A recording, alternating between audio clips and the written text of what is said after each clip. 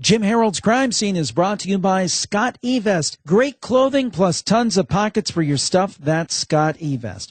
To learn more and get a super special Scott eVest deal, go to jimharold.com/vest. That's jimharold.com/vest. Click on the link I provide there and use the coupon code JimHarold, one word, no spaces, and you'll get 20% off your purchase. Thanks, Scott eVest.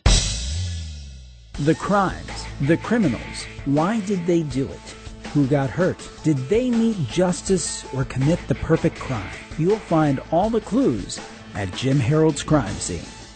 Welcome to the Crime Scene. I am Jim Harold and so glad to be with you once again. And now we're going to take a trip back to the Old West, and we're going to talk about the Notorious Reno gang, the wild story of the West's first brotherhood of thieves, assassins, and train robbers. And we have the perfect person to talk about this new book and the story of the Reno gang, the author of the book, Rachel Dickinson. She's a writer whose work has appeared in numerous publications, including The Atlantic, Smithsonian.com, Outside, Men's Journal, American Way, Salon, and Audubon. And she's been awarded 2 Travel Classics Awards, an American Society of Journalists and Author Award for Best Book, a National Endowment for the Humanities Youth Fellowship, and a coveted Thomas J. Watson Fellowship. And we're so glad to have her on the program. She says she's calling in from perpetually cloudy upstate New York, and I live in perpetually cloudy northeastern Ohio, so I can commiserate. Rachel, welcome to the program today. Thank you very much for having me. So your previous book was about falconers, which is a very interesting topic. So what made you say, I think I want to write a book about a gang of Old West villains? What brought that on? Well, there really is an origin story here. I went back to school to get an MFA in creative nonfiction, and as part of that process, you have to write a thesis. So I'm casting about for topics, and everyone I know is writing a memoir, and I don't want to do that. So I thought, well, let's look at some history topics. And being the business person that I sometimes believe I am, I thought, well, the soonest I could get a book published would be 2017. So what happened 50 years ago? So I looked online at history.com or someplace and recognized everything that happened 50 years ago. 100 years ago, recognized everything. 150 years ago, it said the Reno gang committed the world's first train robbery, and I had never heard of that. And within 5 minutes, I knew this was the topic I wanted to do. It had everything. It had robbers, it had Pinkertons, it had vigilantes, and it had trains. Now, when we talk about this, and we're talking about the years roughly 1864 to 1868, I believe, somewhere in there, kind of reframe it, because we throw around the term Wild West a lot. And, of course, this was at the time of the Civil War and so forth. What was the environment at that particular time? What were things like out west, and particularly with this group? What was the environment? Well, here we are in actually southeastern Indiana. Many of us don't think of that as the West, but at that time, it was considered part of the Old West. So it was a place that had villages that were settled along rivers and great open spaces, lots of forests, and a remedial farming industry going on. But it really hadn't been what we think of as settled. And within each of these little villages or towns, they had their own sheriffs or constables. But there really, once you got outside the towns, there was no law. It was very lawless. There was no state police. There was no kind of law to rule everything that was going on. You add the railroads to that, and once the railroads start crossing over state lines and going through municipalities, the railroads became a place that were completely lawless. And so at this point, and we're talking the early 60s, 1860s, the Pinkertons get involved with railroads. Allan Pinkerton, who I'm sure most people know, set up the first national detective agency, and actually the term private eye was coined by him. He hooked up with express agencies, and these are people that would send valuables along railroad lines. And so he gave himself over to railroads to be kind of the law and order. He decided that people who were stealing from the railroads, like conductors, were people who took tickets, took money, but they often pocketed the money. So railroad companies and express lines hired Pinkerton to make sure that some of this thieving stopped. And so Pinkerton saw an opportunity to really start working these railroad lines.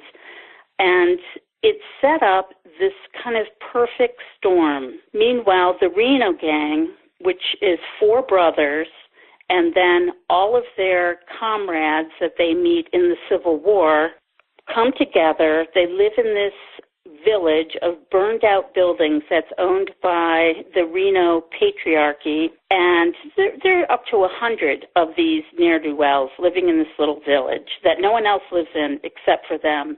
And it's right on kind of the junction of 2 great railroad lines. And they start harassing people getting on and getting off railroads. They're pickpockets, they're counterfeiters. And no one seems to be going after them because these are really scary-looking guys. They're people you don't want to mess with. So this town that's nearby, just named Seymour, just kind of suffers through the indignities of being harassed by the Reno gang. And then they go a step too far. One night in October of 1866, they get on a train that's leaving Seymour, and half a mile later down the road, they have someone come out in front of the train, wave a signal lamp, the train stops, and 2 of the Reno brothers who are on the train make their way up to the express car where all of the valuables are, and they rob it. They take the express agent by surprise, they put guns to his head, and they demand the quantities of this, whatever's going on in the safe. So they rob this train. It happens within 10 minutes. The train then goes on its way. No one knows what's happened. And they get away with probably around $20,000 in gold and money. So this is the world's first train robbery. Well, Pinkerton gets involved because he's charged with protecting railroads and shipments by the Adams Express Company. So he sends 2 agents to town to try to figure out what's going on. And so that's the beginning of kind of the most exciting part of what's going on with the Reno gang. Now, it's interesting to me because, obviously there have been robberies of stagecoaches, but these are the first people who thought, hey, a moving train, that would be a great thing to rob. So they took it to, not in a good way, but they took it to a whole new level. Yes, they did. And honestly, most people think the James gang, Jesse James and his dudes robbed the first train because we always hear about Jesse James and train robberies. But this was actually a different thing. Jesse James would pile things on the track, and they would stop the trains, and they would rob all of the passengers. And their robberies got quite violent. Whereas this was years earlier, about a decade earlier, and the Reno gang, they weren't robbing passengers. They were robbing all of the gold that they couldn't find in safes. Now, obviously, that is robbing people in some way at some point, but they weren't harassing the passengers on the train. And people were so shocked when this happened. No one could believe that this had happened. And they also then believed it would never happen again. So when they went and there was a second train robbery by the same group, then people started to worry, like, oh my God, we have let the genie out of the bottle. Now, this group, the Reno gang, were they all generalists or did they all have their specialty in criminality? Some were generalists, but there were several counterfeiters who became really famous in counterfeiting circles. These were engravers who did such fine work that their bills could be passed anywhere. This was at a time when the United States was going from a local banking system, which means your local bank in your town could issue currency, and every town pretty much issued their own currency. So if you went from where you live in Ohio and you went to Indiana and you're trying to pay for something with the currency from your bank, it most likely would not be accepted in Indiana. They would not recognize this bank or this currency.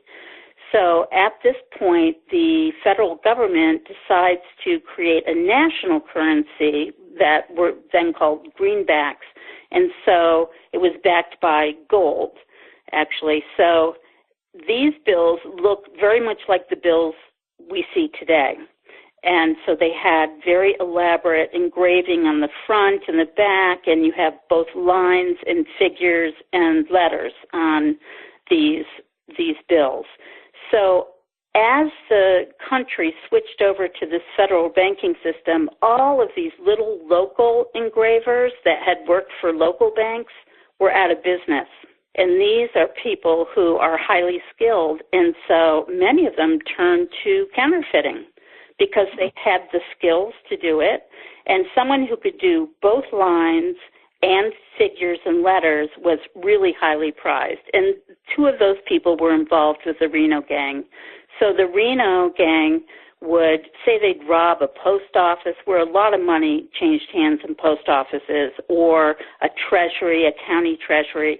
They'd bring bills back to these counterfeiters, and they would literally wash the bills in a solution of lye and other stuff and take some of the color off, in particular get rid of numbers and switch them to higher numbers, rather than necessarily starting over creating fresh bills. They laundered millions of dollars this way in this area, in this time period.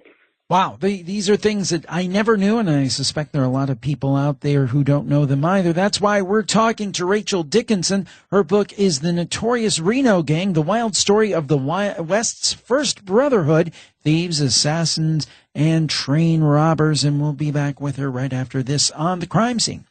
Jim Harold's Crime Scene is brought to you by Scott eVest. Great clothing plus tons of pockets for your stuff. Well, that's Scott eVest. I wear my Scott eVest gear constantly. I have my winter coat. I have my heavier vest, my Quest vest with 42 pockets. I have my lighter weight vest. I have my Packet jacket. There's so many different things. If you love great jackets, great vests, great clothing with lots of pockets, then you need to check out Scott eVest. It's a great Father's Day gift. It's a great gift, frankly, any time of year for a man or a woman. And to learn more and get a super special deal on a Scott eVest, go to jimharold.com/vest. That's jimharold.com/vest. Click on the link I provide there and use the coupon code JimHarold, and you'll get 20% off of your purchase. Again, that's Jim Harold, JimHarold, one word, no spaces. Now, Scott eVest is the answer to a question. And the question is, what do you have to do if you have tons of stuff but nowhere to put it? And now there is that solution, Scott eVest. Think about carrying all of your stuff without worrying about an extra bag or misplacing anything. Just carry everything on your person with a Scott eVest. Super convenient at the airport and great for any kind of travel. You can carry everything from your phone, bottle of water, and even a full-size laptop with a Scott eVest. Now, I have their new Packet jacket, their new and improved windbreaker, and like the other products I have, I love it. Discover the power of pockets. Go to jimharold.com/vest. That's jimharold.com/vest. Click on the link I provide there and use the coupon code JimHarold, and you'll get 20% off your purchase. Thanks, Scott eVest. Welcome back to The Crime Scene. I'm Jim Harold, and we are talking with Rachel Dickinson about her book, The Notorious Reno Gang, the wild story of the West's first brotherhood of thieves, assassins, and train robbers, and really getting some great insight. And I think we tend to gloss over a lot of the details. I mean, most of us, particularly people of my age, have seen their share of Westerns and just kind of all globs together. And we don't think about the very specific history. This is a fascinating look at it, and great work that Rachel has done. Rachel, let's talk about the logistics of the robbery, kind of the heist portion of it. Can you tell us kind of a thumbnail sketch of what happened when they robbed this train? The first robbery, it was very straightforward. two of the Reno brothers got on the train at the Seymour train station, and as the train is heading out of town, it's nighttime, and about a half mile out of town, one of the Reno cohorts waved a red signal lantern in front of the train on the tracks. And now any engineer who sees that thinks, whoa, something is going wrong, and so they automatically stopped. I mean, why would anyone want to stop a train unless there was some big problem? As the train is slowing down, the two Reno guys in the train make their way forward through all the cars, and the car right behind the engine and the tender, which is where the coal comes from, is the express car. There's a back door to that, a door that could be entered right from the passenger side, and then there's a big sliding door on the long side. That back door was not locked, so they were able to get into that.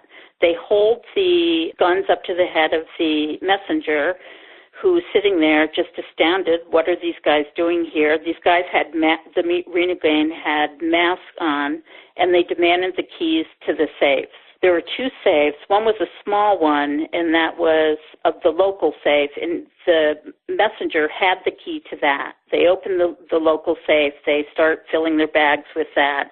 They can't get the big safe open, so they open up the side door, and they push the safe out. The safe is on wheels, so it allows them to just push this safe right out, and it tumbles down the side of the railroad embankment. Meanwhile, the train has started up again. They realize nothing is going on, and so the train is moving slowly. As the Reno gang pushes out the safe, they jump out after it, and all of this has happened so quickly that no one has time to even think about what has happened.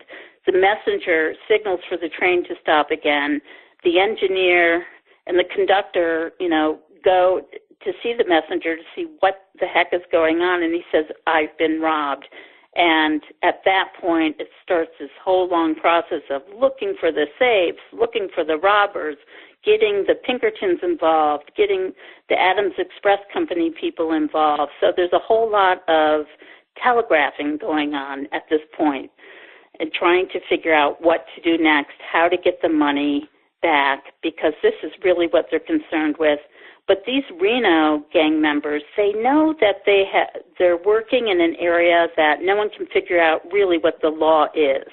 And they feel pretty comfortable taking this money, hiding it, and then spending it in the town. And although everyone knows they took the money, they seem to be above the law in many ways. They bribe people, they threaten people, they may come up before judges in courts.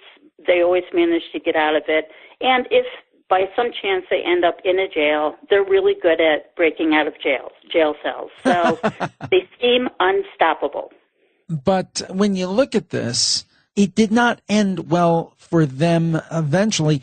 And some of this even had international implications, didn't it? Yes. After the third time they rob, it's the third time within a year and a half that they've robbed one of these trains. You would think the trains would stop running in this area just because they're being robbed so often. Third time, the Reno gang, three of the brothers and one other guy, robbed the train of $96,000, which is a lot of money. They get away clean with this. The two of the brothers, Reno brothers, go to, I think it's Indianapolis, to just hole up for a while. And then one of the Reno gang members, Frank, and Charlie Anderson, a guy who worked with him, went to Canada, right across the Detroit River, and they hole up there. Well, Alan Pinkerton is now really on this case, and he's going to bring everyone to justice because he's at a point in his career where he really wants to make a name for himself. He's kind of mid-career, things have fallen off, and he's like, okay, I'm going to bring everyone to justice here, and then they'll know who did it, and I'll be set for life. He goes over to Canada, and he figures out where these guys are. pretty quickly, and he tries to bring them back, but it gets involved with getting permission from the State Department, then getting permission from the Canadian government, then getting permission from Great Britain, who has control over the Canadian government at this point. So everyone has to sign off on it, and it becomes this kind of round robin of frustration for Pinkerton. And meanwhile, these two gang members are just basically flaunting the law and doing what they want to do. But eventually, Pinkerton gets them. He gets them back to Indiana. At this point, the two brothers who had gone to Indianapolis had been also captured, and they are back in Indiana. And so everyone meets at the New Albany jail, which they figure is the safest jail around.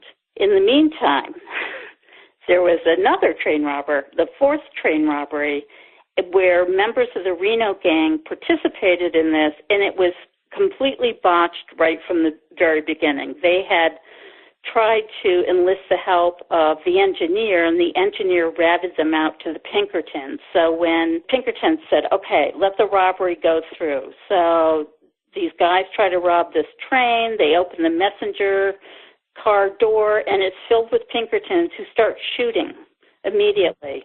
One guy gets wounded, one guy is, critically wounded, but most of the robbers just head off through the swamps. And after, chasing them for a couple of days, they start rounding them up, and the Pinkertons are trying to bring them to New Albany jail, and they're met right outside of Seymour by this massive group of masked men. These are the town vigilantes who have decided they're going to take matters into their own hand. They've just had it with these guys. They've been bullied by them for years, and they just want to get rid of them. So they take them from the Pinkertons, who are massively outgunned at this point, and they hang them. They hang 3 of them one time, then the next night they try to transport others of them. They get caught and they get hung. So at this point, 6 people have been hung in the same beech tree outside of Seymour. So when the Reno brothers get sent to the New Albany jail, it's for their safekeeping. But that doesn't last long. I won't spoil the end. Yes, don't. I wouldn't ask you to do that. Now, but I've got to ask you a couple of things. One is, how in the world did you research this? You have so much detail, and obviously the people involved are no longer with us, long dead. I mean, obviously it's a lot of reading and so forth, but where did you go? What did you do? How did you find out all this great detail? Well, this was a tough one, and when I started, I thought it was going to be easier than it turned out to be. Members of the Reno gang were not literate necessarily, or they certainly weren't writers. So they didn't leave behind diaries or journals or letters, things that you would hope to find in archives or historical societies, except for one of the brothers. One of the brothers, John, who was initially the mastermind, ended up in prison before most of the Reno gang met their demise at the end of a rope. And that saved his life. And he was in prison for almost 15 years, I think, for robbing a county treasury. And while he was there, he wrote, or someone wrote for him, his autobiography that he then sold for 50 cents when he got out of prison. And it's just this amazingly colorful tale of growing up outside of Seymour in Rockford, and then his life in prison. So I relied on that, although it was an unreliable resource because you really couldn't tell if he had written it. But I had to rely on that somewhat for at least color at the time. And, at some point you have to take some things at their word. And then I went through, I read through decades of local newspapers, and that was fascinating because I wasn't just reading stuff about the Reno gang. I was reading about the towns themselves. So you start getting a real feel for what it must have been like there, what people wore, because you're reading the advertisements, how much it cost to buy a beer, how many whorehouses were in the town, the municipal government was doing, who was who. So you read, you get this whole sense of this area, and you start feeling like, wow, I feel like I live there. I feel like I inhabit this space. And so I did go to visit several times. I visited that area, and I became friends with a former county historian, and she was a gold mine because first she had to kind of quiz me to figure out how serious I was. So she gave me all these hard questions about the Reno gang, and I could answer all of them, and then she took me into her confidence. And so she would share photos that she found or, descriptions of things that I remember saying to her, but what was on the roads? Was there gravel? Were they paved? Was it dirt? What did this look like? Because we couldn't find photos from 1860 Seymour. And so, that's the kind of detail she could help me fill in because she would find it. Then when I was doing the Pinkerton research, I had to rely on Pinkerton wrote several books about his early cases, and so he was prone to exaggeration, but all of the Pinkerton records from that time period had gone up in the Great Chicago Fire of 1872, so I had to rely on his recollection and what he wrote later. And I would try to triangulate that information with stuff I was reading in the newspapers. But then newspapers are highly unreliable because at that point, anyone who wanted to write could write, and you wrote anything you wanted to. There was no sense of journalism, of things being accurate or right or wrong. So everything's taken with a huge grain of salt, and it's wonderful because you just roll around in this stuff and see what sticks, basically. And your impressions, because I love what you said about you kind of got a general sense where it wasn't just about this gang, but life. What was life like maybe as opposed to what we think it is from what we see in the movies and the TV shows? What do you think life was like back then, really? I just think about how hard it was. You spend a lot of your life just trying to survive in many ways. It's the beginning of the middle class and the beginning of this real mercantile class. But think about it. You're always chopping wood or getting coal and making fires and, cooking over fires and washing clothes outside or in, rudimentary washing machines. I think today we just rely on these labor-saving devices and assume they've always been around. You think about farming then and everything being done with animals, and I think the steel plow had just come in, but it was hard work. You think about moving things by rail and all the hard work that goes in filthy railroad area where, smoke is coming out of the big locomotives and, everything gets covered with dirt and dust and smoke and grit. And so those are the kinds of things I would think about when I would walk through, and I would stand on the tracks, the abandoned tracks, and just try to imagine these massive engines coming through, pulling these trains of possibility. It could be goods from the east, it could be cattle, it could be anything. You never knew what you were going to get off a train. So there's the hard work, then there's the possibility, and then it's just kind of mind-boggling when I thought about it. Well, if you want to get in your time machine and you want to go back and find out about the Notorious Reno Gang, you should pick up this book, The Notorious Reno Gang, The Wild Story of the West's First Brotherhood of Thieves, Assassins, and Train Robbers. So, Rachel, where can folks find the book? They can find the book any place that books are sold. Your local bookstore I would totally push first, and then, of course, Barnes & Noble and Amazon. Well, it's been an amazing and interesting discussion because I think, again, we have all of these preconceived notions based on what we've seen in Westerns on television and in the movies for all these years. And to get kind of the real scoop, you're much to be applauded. Rachel Dickinson, thank you for joining us today. Thank you, Jim. I really appreciate it. And thank you for joining us on the crime scene. We appreciate it. And there's still some bad guys out there for sure, so be careful out there. We'll talk to you next time.